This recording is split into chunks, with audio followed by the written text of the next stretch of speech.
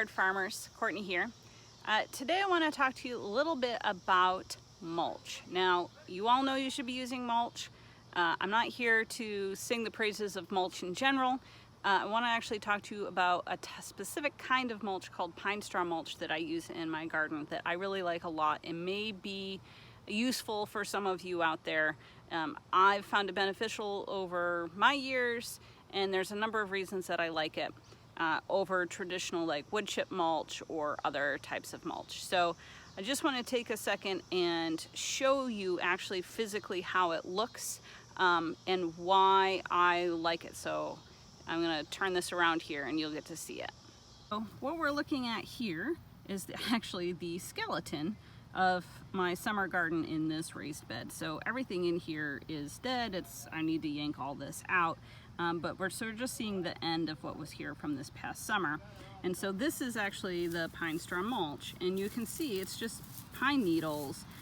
But what I like about it just generally, got a car going by here, is how well water, and specifically rainwater, passes through these needles, right? So I'm gonna pull this back here. But you can see, because of how, the way this lays, you can just imagine how well rain would come down and reach this soil. And I just pulled out some wood mulch here. You can just see, right, like how dense this is. This, when it rains, almost becomes like a sponge. And this is only, and I threw an inch or inch and a half down here in this little small patch so you guys can see it. But when it rains, all of this will soak up the rainwater, and then only after it has soaked up what it can hold, then water will pass through it.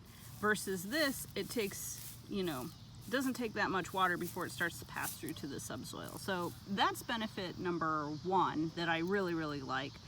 And then benefit number two for me is this, right, it gets hot here in Texas. And so it doesn't take, I really want to have my mulch for temperature regulation. And so I can do a nice good layer here that gives me all the shade, right? So my subsoil's in the shade of this pine straw, but it can still breathe as well, right? Because I do have this raised bed, the sides might get hot. And so if it gets too hot in here, right, at night it allows excess moisture out, where I feel like this, not excess moisture, excess heat, where I feel like this might trap some. But if,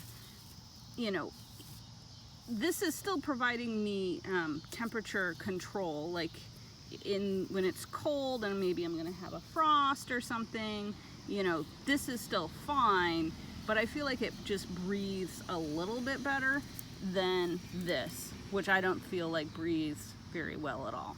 So I just wanted to physically show you this so you could see for yourself, because what pine straw is like and how it looks in hand compared to something like this wood mulch.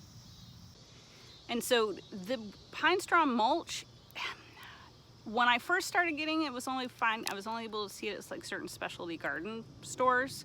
But I'm starting to see it around a lot more. Maybe only a southern thing, I'm not exactly sure. But I definitely see it at non-commercial garden centers. Like, I don't know if I've seen it at Home Depot or Lowe's, but I've definitely seen it at garden specific stores that weren't like specialty garden stores. And it's not that bad. One bale so they sell it like a hay bale almost, and one small bale of this goes quite a way. I store it kind of under an awning on the side of the house. If I don't use it all in the spring, as long as I don't spread it out, whatever I have left I can use for the fall garden. So I like it. I feel like it's pretty light. I do not, at the end of the season, incorporate it into the soil. I don't till it in. Some people might be concerned, because it is pine needles, that it might be a little acidic. Our soil here in Austin generally actually can tend to be a little bit basic. So that's really not a problem for us, but it doesn't matter for me anyways, because I don't compost it in. At the end of the season, I kind of rake this off, and I put that actually in my larger compost bin that really gets mixed in with everything else. And our city does curbside compost as well, which is great. We love that. So just wanted to show this off because it's a little bit different than what people might be used to seeing from a compost. So I like it. Try it out if it works for you.